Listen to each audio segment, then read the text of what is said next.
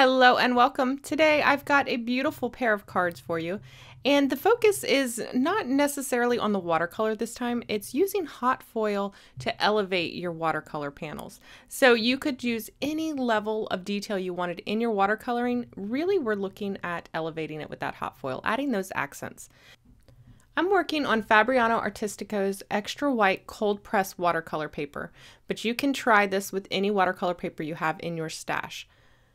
Now for the stamp set, we're going to be using the W+9 Poinsettia Bouquet stamp set. I love this stamp set. It's got these two large poinsettia bouquets in it, and then a lot of great sentiments. I'm going to be using the large spray here, and I'm going to stamp an all over background. I'm going to use my Misty because I'm going to be stamping this in Gina K's Amalgam Ink and Whisper. It's a very, very, very light color ink, and I'm going to double stamp each of my impressions so that I can see it just a bit better. And I'm going to forewarn you. I have been trying to voice over this video, and there has been construction going on the street behind me for about 4 days. And so it may get a little noisy, but I was not going to delay anymore. All right, so I've got my background stamped out. I'm going to be watercoloring using the Mungyo 48 palette watercolor set here. Again, use whichever your favorite watercolors are.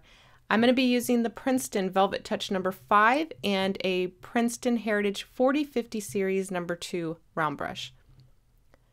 Again, I'm going to stress that I'm going to go fast motion through the painting process. I am going to explain what I'm doing, and sometimes I will slow it down, sometimes I will make it really fast because this does take a while. For this one, I'm doing a more detailed watercolor. You guys know I love my loose expressive watercolor, but sometimes I like to get a little more detailed and do layers of color as well. So that's what I'm doing today. Although I'm not going for realism, definitely am going for a little bit more detail. I'm using the two brush method. Now I do this a lot when I do layers of color.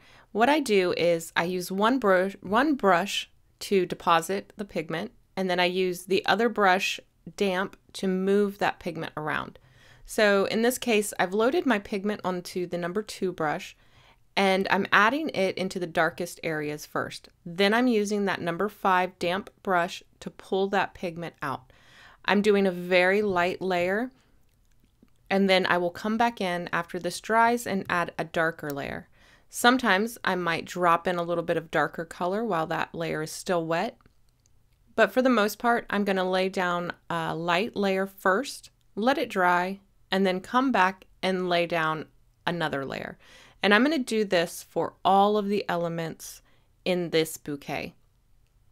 So it's a very repetitive process, but it gives you a lot of great practice because you're coloring the same thing over and over and you're using the same method. It really helps to build that muscle memory and just to help just experiment and get used to the way the pigment and the water react with each other and the way they move. And you'll also learn how much water is too much water and how much is just enough. And you'll be able to assess how light the colors dry back. So there's a lot to learn doing this process. So don't be intimidated. Everybody has to start somewhere.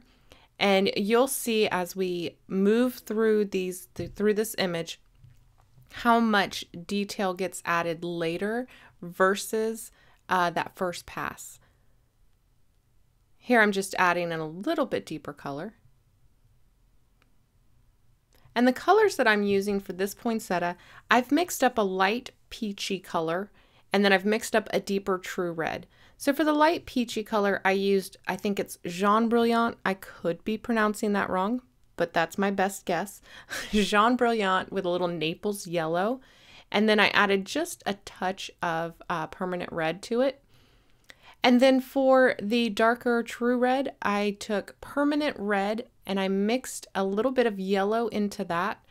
And then I added just a bit of sap green, just the tiniest bit of sap green to knock back some of the intensity.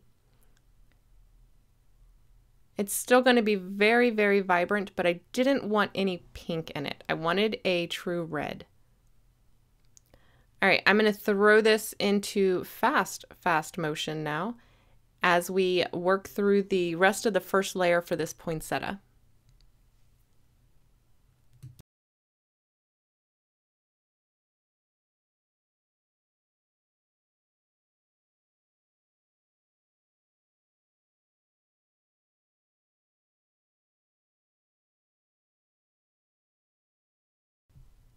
All right, while that dries, I'm going to move on to the second poinsettia, and it's just an exact repeat of those same steps.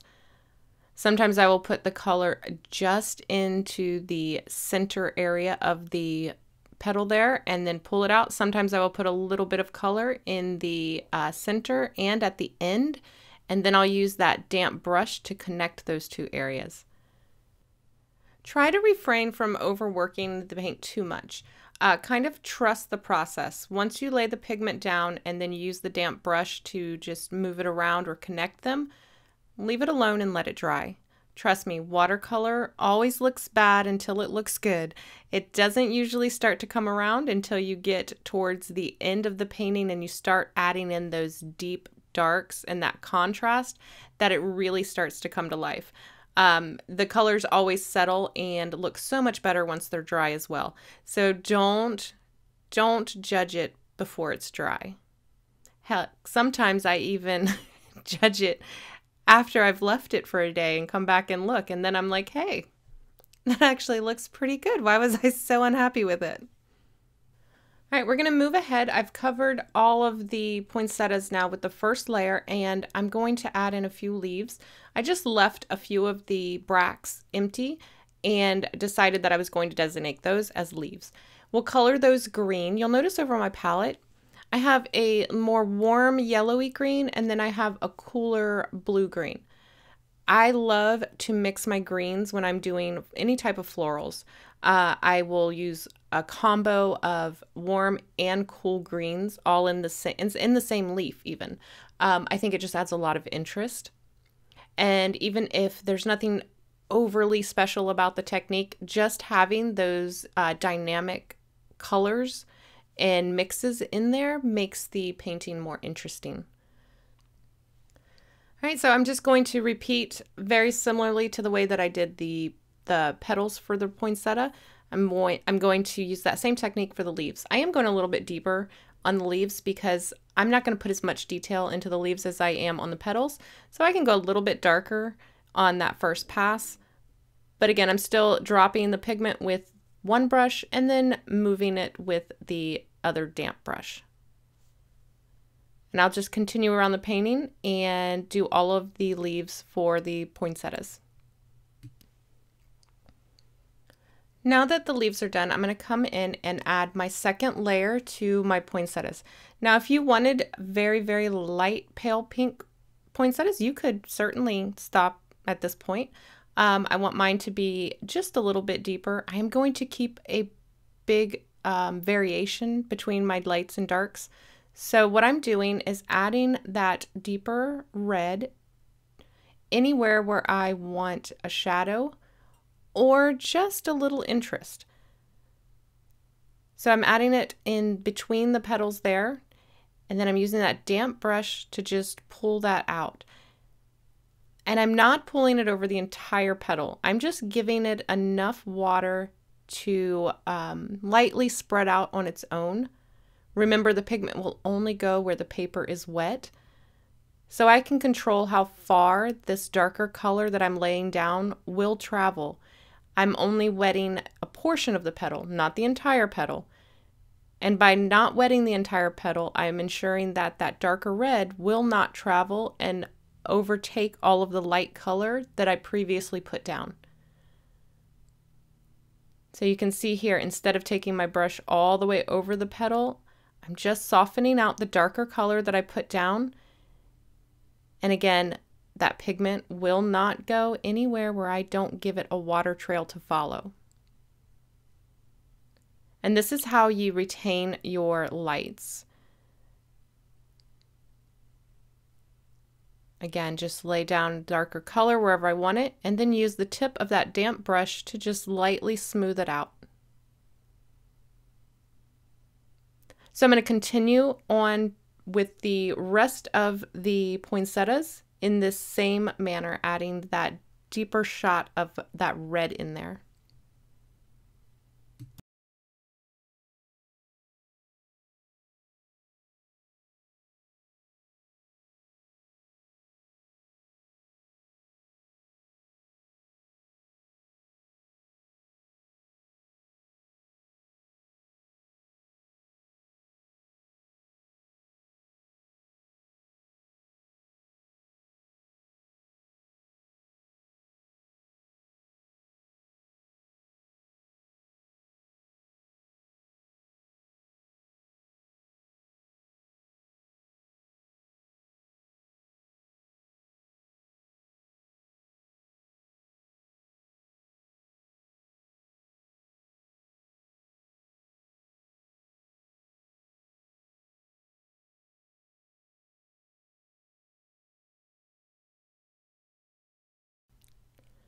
Okay, and then once I'm done with the poinsettias, I will move on to all of the extra greenery in the bouquet here. Now I've got a couple different types of leaves, some pine cones, some berries, and I'm going to try to harmonize the colors as much as possible. So working with those same greens that I have on my palette, I'm using the exact same green, and then for the bluish green, that cool tone green, I added a little more indigo to it and just a little bit of a gray. I think it's a French gray. And so that just gives it a more muted smoky tone. And I'm going to use that interchangeably between all of the leaves. Some of the leaves I'll add both of the colors so that they mingle together. And others I will just do the straight bluish green and then the straight yellow green. Again, just varying it up, keeping it interesting, laying down the color with one brush, and then lightly spreading that out with the other damp brush. Like I said earlier, it's just repetitive steps, but it's great practice. All right, since this is pretty much all the same, I am going to go ahead and I think we're going to go even faster. I know you guys love to see it come together, so let me see how fast I can get this to go. Now, if you prefer to watch this real time, I do lives every Tuesday and Thursday at 8 p.m. over in our group on Facebook. It's called W+9 Encourage Creativity. So if you want to see this type of stuff, but you want to see it real time with a deeper explanation, definitely join that group. Like I said, every Tuesday and Thursday, I'm doing lives. So we'd love to have you. Alternately, if you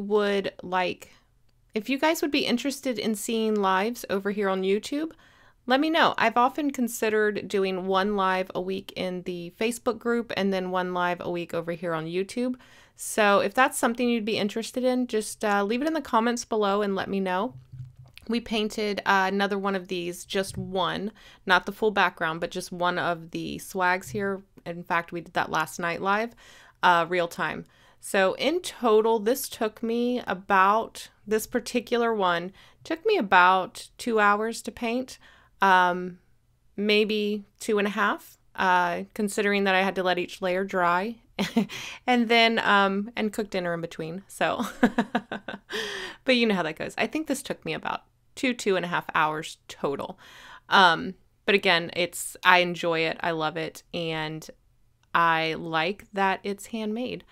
All right, so I've sped through this, pretty much all the same steps. We're just using those same steps on a different element, laying down the deeper color, moving it around with the water, and then adding a little shot of deeper color to these berries.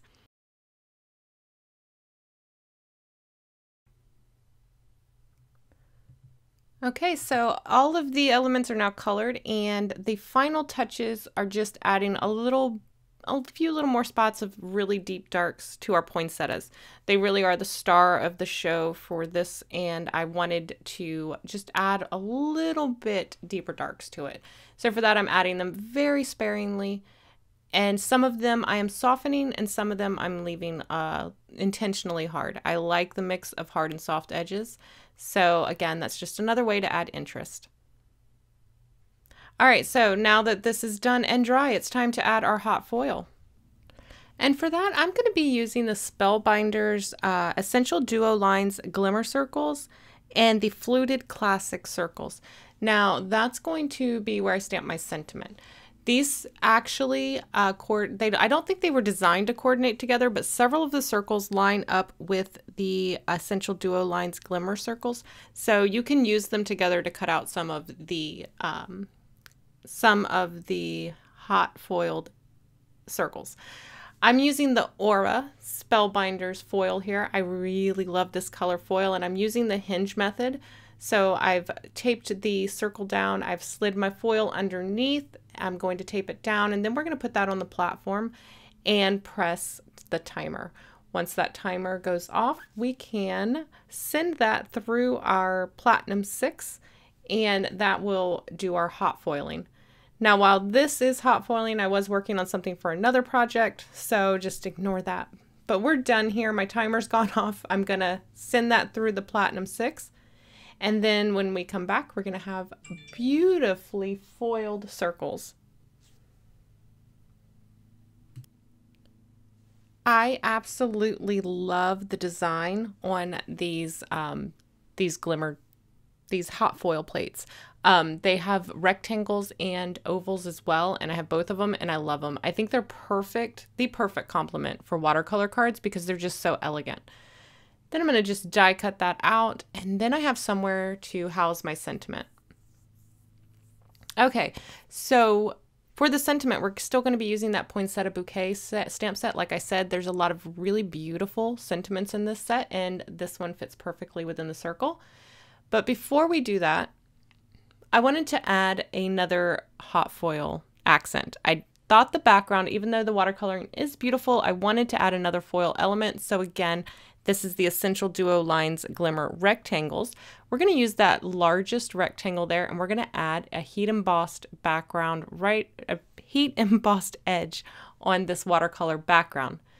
I've just cut strips of foil and put them up under the edges there. I didn't want to waste a whole sheet of foil, and I did not want to chance over foiling. So we're putting that on our platform there, and I'm using watercolor paper. So you can see there, my timer has gone off and it says it's ready. I'm leaving it in there just a little bit longer so that it gets good and hot and I can get a good transfer on this textured watercolor paper. And so you can see here, I'm going to check it before I pull it off. I just want to check to make sure that I got good transfer and there's no bare spots. And everything looked good, so I went ahead and removed it. And you can see here how beautiful does that look. Oh, so pretty. All right, all that's left is the sentiment. And for that, I am stamping in Distress Oxide in Gathered Twigs. Now, I hope that you have enjoyed this video. If you want to see more of this stamp set, make sure you check out Kelly Taylor's YouTube channel. I will have it linked in the video description below. I am sure she is going to blow you away. Here's a look at my finished cards. I didn't really need to do much else, you guys. I assembled it, and then I added a few gold mix rhinestones from Spellbinders, and that was really all she needed. And you know I had to make a second version. For this one, I went a little more detailed, a little bit deeper, more vibrant,